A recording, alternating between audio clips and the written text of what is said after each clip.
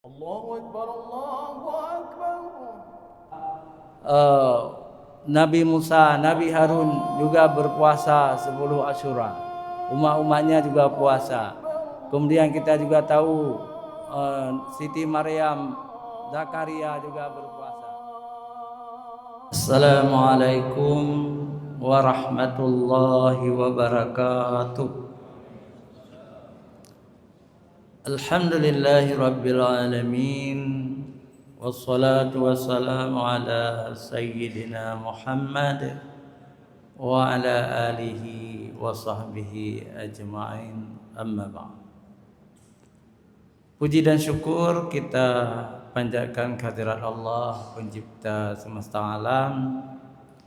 Selawat dan salam kepada baginda Rasulullah Muhammad sallallahu alaihi wasallam beserta keluarga dan sahabat beliau sekalian.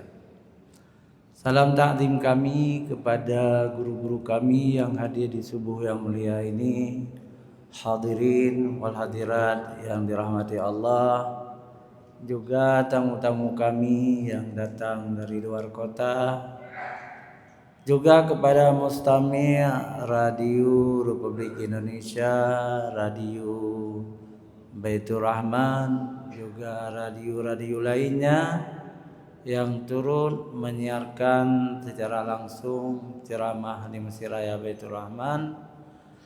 Terima kasih kita juga kepada Gibraltar Channel YouTube yang menyiarkan dakwah ini ke seluruh dunia. Luar biasa, banyak sekali pendengar ceramah ini di Thailand Selatan ini Melayu.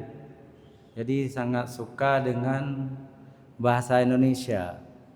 Karena bahasa Melayu mereka sudah bercampur dengan bahasa Thailand.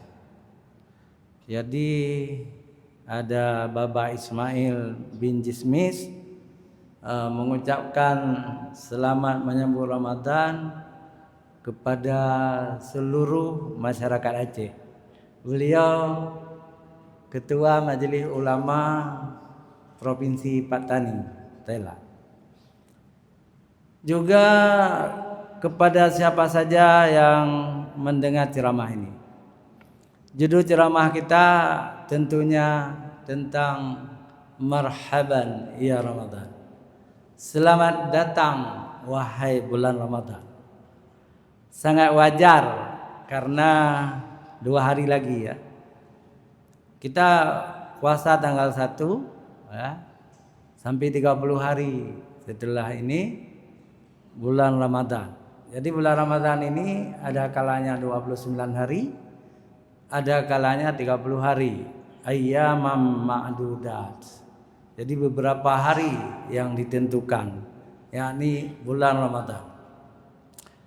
Hadirin wal hadirat yang dirahmati Allah, puasa ini yang pertama perintah Allah Subhanahu wa taala dalam Al-Qur'an surat Al-Baqarah ayat 183.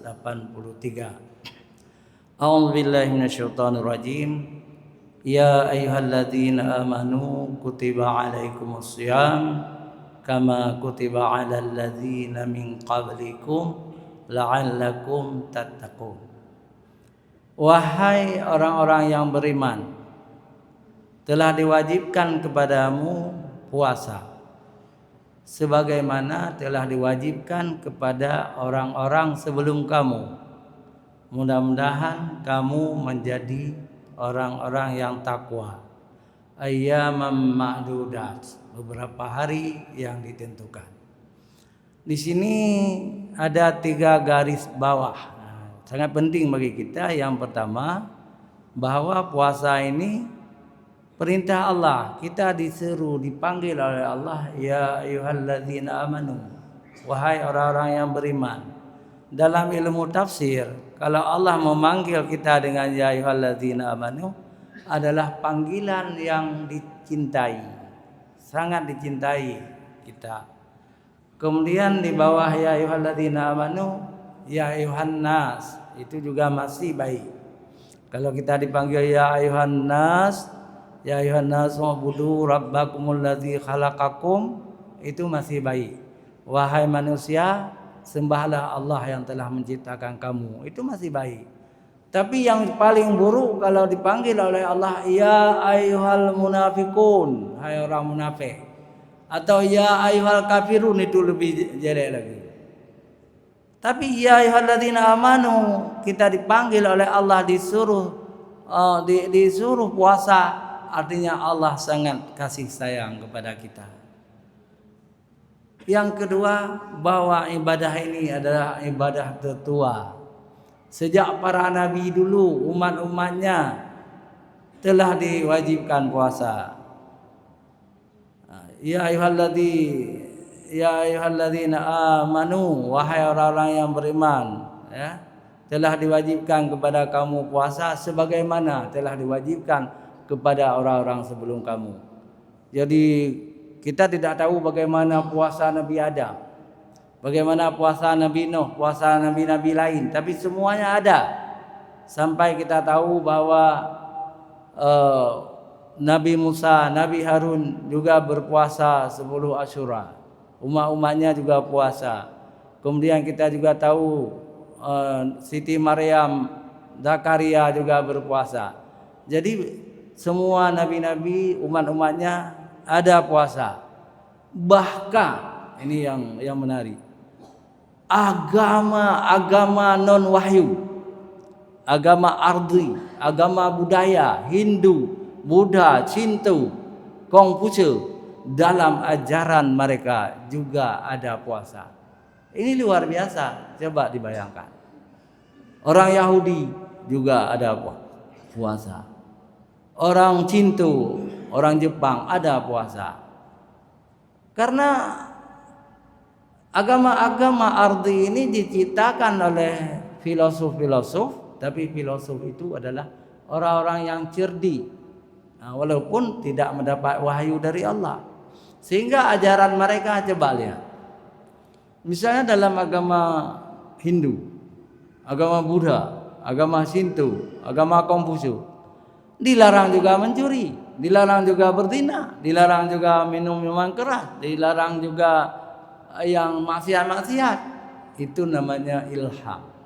Allah memberi ilham kepada filosof-filosof zaman dulu supaya membimbing manusia. Tapi bukan agama Allah. Misalnya Hindu itu bukan agama Allah. Tidak ada nabi yang membawa agama itu. Juga Buddha tidak, Shinto bukan juga, Konghucu bukan juga. Tapi diciptakan oleh filosof, orang yang cerdas, gitu. Tapi agama Yahudi, agama Nasrani, agama Islam itu agama langit dari Allah Subhanahu wa taala. Agama Yahudi dibawa oleh Nabi Musa dan Nabi Harun. Agama Nasrani dibawa oleh Nabi Yahya dan Nabi Isa. Agama Islam dibawa oleh junjungan kita Nabi besar Muhammad sallallahu alaihi wasallam. Kalau dari agama ardi itu diciptakan oleh manusia. Agama langit diturunkan oleh Allah lewat kitab-kitab suci. Itu Taurat, kitab suci yang diturunkan oleh Allah kepada Nabi Musa dan Harun. Injil diturunkan kepada Nabi Isa dan Yahya. Al-Quran diturunkan kepada Nabi Muhammad sallallahu alaihi wasallam. Bulan Ramadan turunnya. Syahrul Ramadan allazi unzila fihi al-Quran hudal linnas wa bayyinati minal huda wal furqan. Al-Baqarah ayat 185. Hadirin wal hadirat yang dirahmati Allah. Kemudian dalam hadis sahih riwayat Bukhari dan Muslim, buniyal Islamu ala khamsin. Syahadati an la ilaha illallah wa anna Muhammadar Rasulullah wa iqamis shalah wa ita'iz zakah wal hajjil baiti wa shaumi ramadhana. Islam didirikan atas 5 perkara. Yang pertama, aku naik saksi tidak ada Tuhan selain Allah, dan Nabi Muhammad itu utusan Allah. 2 kalimat syahadah. Yang kedua, wa iqamis salat, mendirikan salat 5 waktu. Yang ketiga, wa ita'iz zakat, mengeluarkan zakat bagi yang mampu, yang kaya. Yang keempat, wal hajjil baiti, naik haji ke Baitullah. Yang kelima, wa shaumi ramadhana, jadi puasa bulan Ramadan. Ini dalam hadis Bukhari dan Muslim. Tapi ada hadis dari Jibril, ya? Hadis dari Jibril terbalik dia. Ketika Rasulullah bersama sahabat dalam masjid Madinah, seorang yang ganteng sekali, berambut hitam, berbaju Arab, datang duduk di samping Rasulullah. Lalu orang tidak pernah kenal. Lalu lelaki itu bertanya kepada Rasulullah, ajarkan, akhbirni alal Islam, ajarkan kepadaku tentang Islam. Lalu Rasulullah yang bertanya lebih mengetahui dari yang ditanya. Tapi Rasulullah juga mengajarkan lelaki itu, Islam itu didirikan atas 5 perkara.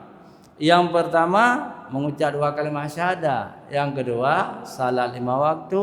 Yang ketiga, mengeluarkan zakat. Yang keempat, puasa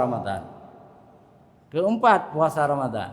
Yang kelima, naik haji. Beda dengan hadis Bukhari dan Muslim. Dalam hadis Bukhari dan Muslim, naik haji keempat, puasa kelima. Jadi bertukar itu tidak masalah, karena dua-duanya hadis sahih. Hadirin wal hadirat yang dirahmati Allah, kalau seperti ini sudah datang bulan Ramadan, kita lihat di segi adat Aceh dan agama Islam sangat sinkron, sangat baik, sangat saling dukung-mendukung. Di Aceh 2 hari, sebenarnya 1 hari. 1 hari sebelum datang bulan Ramadan itu ada mak megang namanya. Tapi sekarang seperti 3 hari sebelum datang Ramadan sudah ada mak megang, ya. Kemarin aja sudah ada mak megang. Hari ini, besok. Jadi beribu-ribu lembu dan kerbau disembelih dan dibagi-bagikan dagingnya, walaupun kita harus beli, ya. Tapi setiap rumah insya Allah ada. Fakir miskin, anak yatim, semua merasakan lezatnya daging segar yang penuh gizi. Ini khas Aceh. Tidak ada di luar Aceh megang, kecuali di Kedah, Malaysia. Karena 20% penduduk Kedah adalah Aceh. Sampai sekarang luar biasa. Saya sudah 4 kali ke Kedah. Jadi banyak sekali orang Aceh. Kalau kampung Aceh memang kita harus ngomong bahasa Aceh. Kalau kita ngomong bahasa Melayu dilarang. Luar biasa. Hadirin wal hadirat yang dirahmati Allah. Kenapa begitu agung cara menyambut Ramadan itu? Karena memang perintah Rasulullah. Rasulullah juga pernah megangnya, tapi bukan lembu, bukan unta. Rasulullah pernah memotong domba, kambing. Dipanggil teman-teman dari Khadijah binti Khuwailid, istri pertamanya yang telah meninggal. Dipanggil teman-temannya, makan rame-rame. Disitulah dasar mak megang di Aceh. Disitulah dasar mak megang di Aceh, membuat kenduri, memberikan kepada keluarga sendiri, tetangga, tapi jangan lupa orang miskin dan anak yatim. Kalau sempat orang miskin, anak yatim tidak sempat merasakan nikmat daging megang, satu kampung berdosa. Yang pertama dosa itu tentu Pak Kecil. Yang kedua Pak Imam, kepala lorong, tokoh-tokoh orang kaya di kampung itu akan dosa. Makanya Sultan Aceh, semua sultan, bukan hanya Iskandar Muda, waktu itu meminta kepada orang-orang kaya, agniya dan meminta kepada pejabat-pejabat supaya membagi-bagikan daging kepada fakir miskin. Itulah yang kita kenal sekarang dengan mak mukang. Jadi ada dasarnya. Dan kalau kita ibaratkan begini, kalau memang seorang pejabat negara datang dari Jakarta, katakanlah presiden, tentu Pak Gubernur di Aceh juga sibuk, tokoh-tokoh, ulama-ulama sibuk menyambut Ramadan. Telah dipersiapkan makanan yang sangat lezat untuk tamu negara, presiden dan rombongannya. Itu presiden itu kecil kalau kita bandingkan dengan Ramadan. Ramadan itu syahrul azim, bulan yang agung. Kenapa disebut bulan agung? Memang agung karena bulan satu-satunya yang disebut dalam Al-Quran namanya. Bulan lain tidak pernah disebutkan, tapi Ramadan itu disebutkan namanya. Arti Ramadan dalam bahasa Arab panas, membakar. Walaupun di Aceh sekarang hujan misalnya, tapi di Arab zaman dulu bulan Ramadan adalah bulan panas, berkeringat, membakar. Diharapkan dengan makna lain. Mudah-mudahan bulan Ramadan ini dapat membakar dosa-dosa kita, sehingga kita tidak punya dosa di bulan ini. Dosa-dosa terbakar semuanya, habis menjadi debu dan terbang. Kita tinggal orang yang bersih, tanpa noda dan tanpa dosa. Itu pengertian lain dari Ramadan itu. Hadirin wal hadirat yang dirahmati Allah, kalau benar-benar kita mendirikan Ramadan ini dengan iman, ya, dan dengan niat diterima amal kita oleh Allah, dalam hadis kita diampuni dosa-dosa kita. Man shama ramadhana imanan wahtisaban ghufira lahu ma taqaddama min dzambi. Barang siapa mendirikan, artinya mangkama itu sungguh-sungguh, ya. Sungguh-sungguh kita jalankan bulan Ramadan ini dengan puasa. Man shama ramadhana karena iman, wahtisaban, mengharap pahala dari Allah, maka Allah akan mengampuni dosa kita. Ini jadi bukan sia-sia kita tidak tahu. Ramadan ini membawa oleh-oleh yang luar biasa kepada kita umat Islam. Maka sangat wajar kita menyambutnya. Sangat wajar kita menjaga adab, sopan santun, etika, atau dalam bahasa sekarang disebut memuliakan tamu, karena ini tamu kiriman Allah. Dalam Sahih Tirmidzi disebutkan ada seorang musafir berjalan 8 bulan, tidak ada pohon apa-apa, tidak ada minuman, tidak ada buah-buahan, berjalan dengan kaki telanjang. Itu 8 bulan dia berjalan di padang pasir. Tiba-tiba sampailah ke sebuah lembah. Di lembah itu Masya Allah pohon sangat rindang, ada mata air mengalir, ada macam-macam kenikmatan di situ. Dia makan buah-buahan yang segar. Tetapi hanya 1 bulan boleh berdiam di lembah itu. Setelah 1 bulan kamu harus keluar, berjalan lagi di padang pasir. Beginilah ibaratnya bulan suci Ramadan ini. Bulan 1, 2, 3, 4, 5, 6, 7, 8 itu seperti kita berjalan di padang pasir yang tidak ada apa-apa. Ini bulan 9, bulan Ramadan ini bulan 9 kalender Hijriah. Kita masuk dalam kebun yang sangat rindang. Kita makan apa yang kita sukai, kita minum apa yang kita sukai. Kita berteman dengan orang-orang yang baik-baik di situ. Tapi kamu juga tidak boleh lama di situ. Hanya 1 bulan. Kemudian kamu harus keluar. Nah, betapa bodohnya seseorang selama 30 hari atau 1 bulan tidak minum apa-apa, tidak mau memeti buah-buahan untuk dimakan, dibiarkan saja begitu. Buah rambutan, buah durian, manggis, buah apel, macam-macam, tidak mau. Tapi dia lapar, tidak mau memeti, itu bodoh namanya. Dia itu sangat haus, tapi tidak mau minum. Padahal tersedia gratis di situ. Ada orang seperti itu. Itu orang bodoh.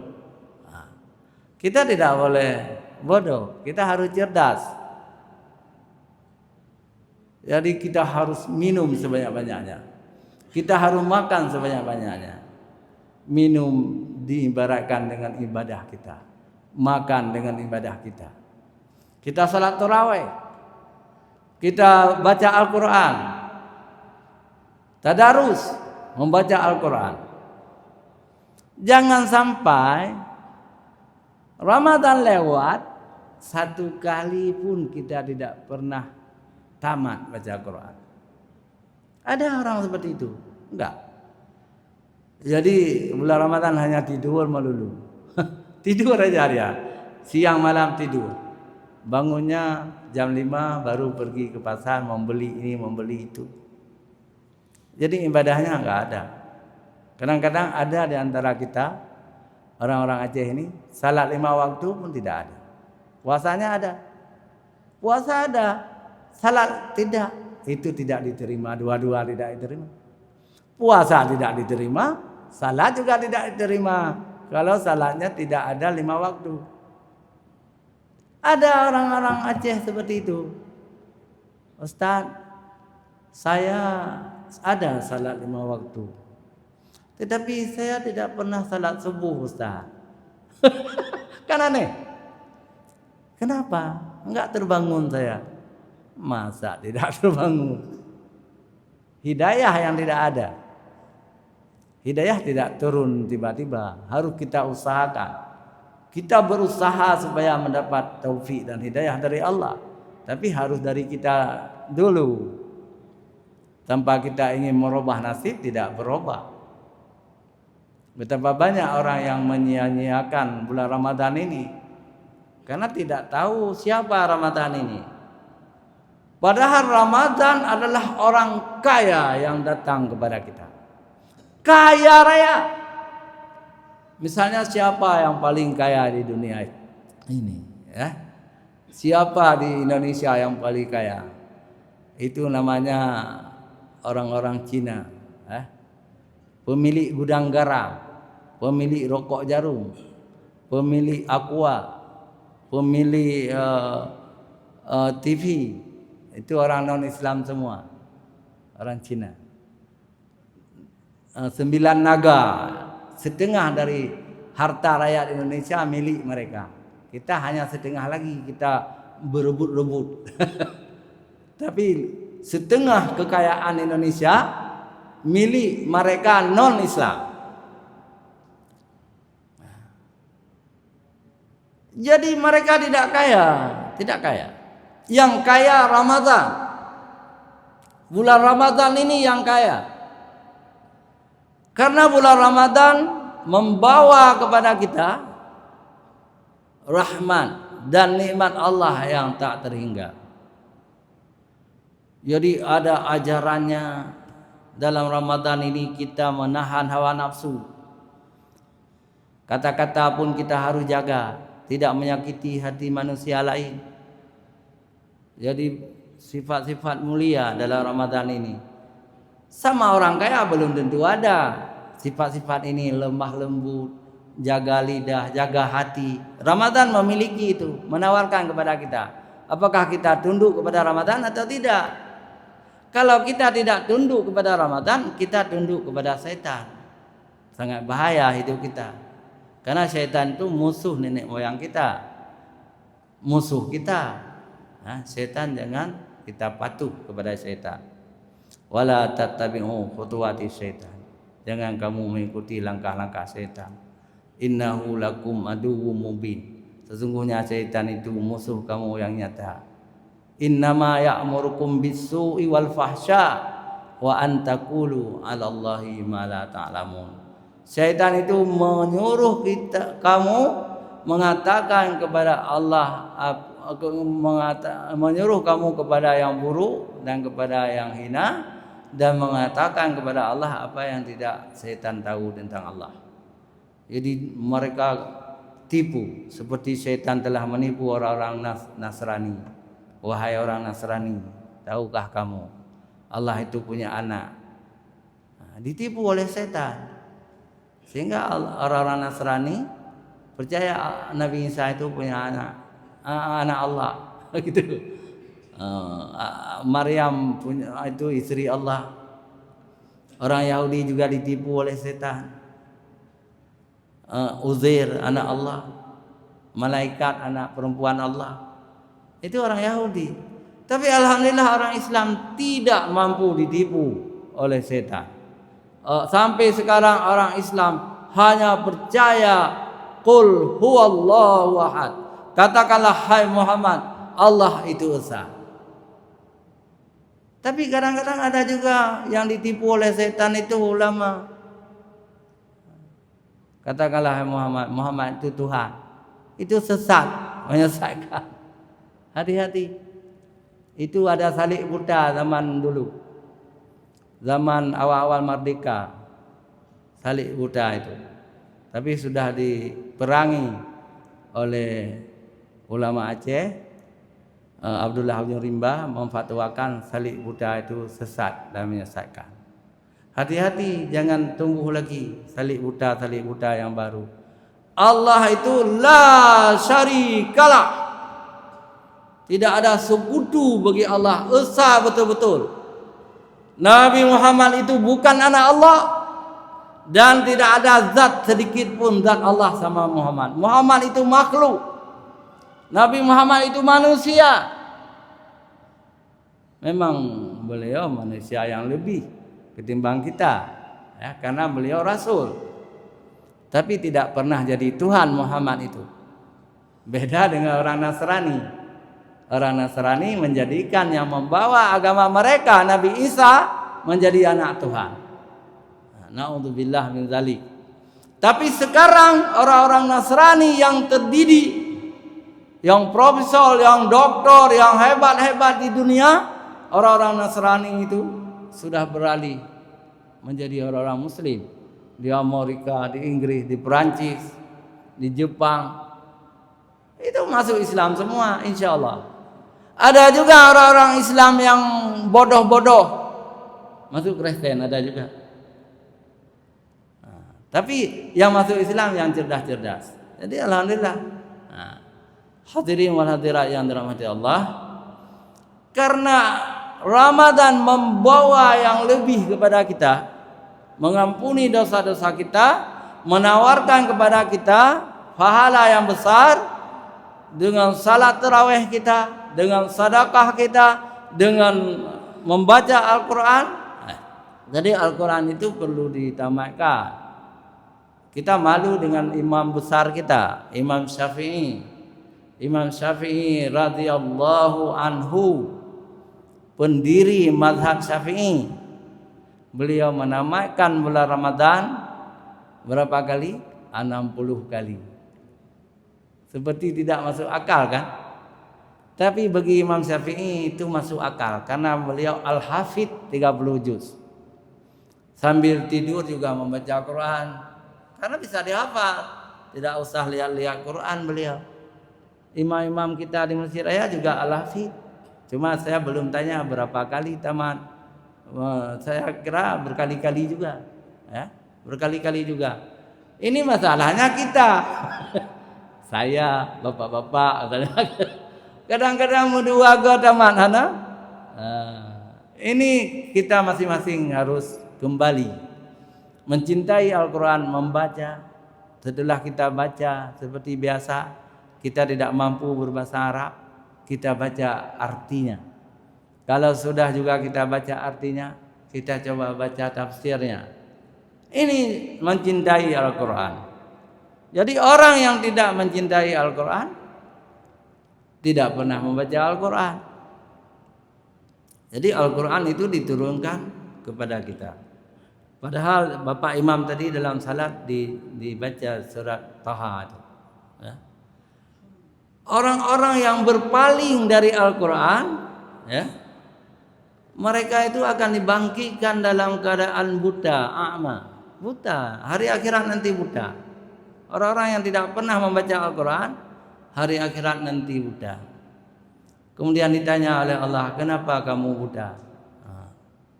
Dijawab oleh orang itu, karena kami tidak pernah membaca Al-Quran. Hati-hati. Kalau buta di dunia belum apa-apa. Kalau buta di akhirat, karena ada pandangan yang sangat indah di akhirat, kita tidak bisa melihat kalau buta. Yang paling indah adalah melihat wajah Allah SWT. Kita tidak bisa melihat wajah Allah di dunia, tapi di dalam surga, kalau kita masuk surga, Allah menampakkan wajahnya, lalu kita memandang sangat indah, luar biasa. Hanya untuk penghuni surga. Bacalah Al-Quran bulan Ramadan ini. Saya bukan takabur. Saya mulai 15 Sya'ban sudah 20 juz, kita baca terus. Jadi supaya mudah saya beritahukan kepada bapak-bapak dan ibu-ibu. Sekarang dijual di toko-toko buku ada sebuah benda, itu bacaan Al-Quran, kita juz apa, ayat apa, kita tekan saja. Kita tekan saja, terbaca, kita simak. Orang-orang tua yang matanya sudah kabur, yang tidak nampak lagi, beli itu hanya 200.000, 30 juz, dan qarinya sampai 30 orang. Imam-imam besar Masjidil Haram, imam-imam besar Masjid Nabawi, imam-imam besar Masjid Istiqlal Jakarta, penceramah-penceramah kondang, itu semua ada di benda itu. Apa namanya? Saya lupa. Pokoknya semacam loudspeaker, ya. Loudspeaker Al-Quran 200.000. Simak. Orang yang menyimak bacaan Al-Quran dengan membaca langsung, pahalanya sama. Pahalanya sama. Sangat banyak pahalanya. Apalagi kalau kita membaca sendiri kadang-kadang salah. Kalau kita simak itu sudah pasti imam-imam besar Masjidil Haram, Masjid Nabawi. Jadi beli loudspeaker Al-Quran. Itu supaya kita dekat dengan Al-Quranul Karim. Kalau tidak, dibangkitkan hari akhirat kita dalam keadaan buta. Kan kita tidak mau buta hari akhirat. Kita ingin melihat surga yang sangat indah. Kita ingin melihat neraka disiksa orang-orang kafir. Kita ingin lihat supaya mengerikan memang, ya. Nanti terjadi dialog antara kita dengan orang masuk neraka. Dipanggil, "Oh Pak Darmawan, lemparkan satu gelas minuman kepada saya, lemparkan buah rum-rum kepada saya, lemparkan timpan." "Oh tidak," kita jawab, "kamu haram memakan ini karena kamu tidak mau beriman di dunia dulu." Jawab Pak Darmawan. Pak Darmawan makan berlebihan dalam surga. Kira-kira begitulah, ya. Kita harus dekat dengan Al-Quranul Karim, juga dekat dengan hadis-hadis Rasulullah tentang ilmu-ilmu fikih, ilmu tauhid, ya, supaya kita menjadi orang-orang beriman. Hanya sampai di sini saya mengucapkan selamat menunaikan ibadah puasa Ramadan 1446 ya. Hijrah. Mudah-mudahan ibadah kita diterima oleh Allah. Harus bersemangat. Kita harus bersemangat. Baca Quran jangan lupa. Salat tarawih, salat sunat rawatib, dan jangan lupa juga menghitung harta kita. Keluarkan zakat di bulan suci ini. Sangat besar pahalanya. Insyaallah kita akan menjadi orang-orang beriman. Dan di antara kita termasuk saya barangkali bulan Ramadan ini kita kembali ke hadirat Allah. Ya, meninggal. Kalau kita meninggal juga mohon maaf lahir batin supaya tidak tinggal dosa-dosa kita bersama manusia. Kan sedih kalau kita cerita ini kan. Tapi pasti ada yang meninggal di antara kita. Bisa jadi saya, bisa jadi ustaz lain, bisa jadi jamaah. Karena itu kan urusan Allah. Maut itu urusan Allah. Demikian hadanallah wa iyyakum ajma'in. Wassalamualaikum warahmatullahi wabarakatuh. A'udzu billahi as-sami'il 'alim minasy syaithanir rajim. Bismillahirrahmanirrahim. Laqad ja'akum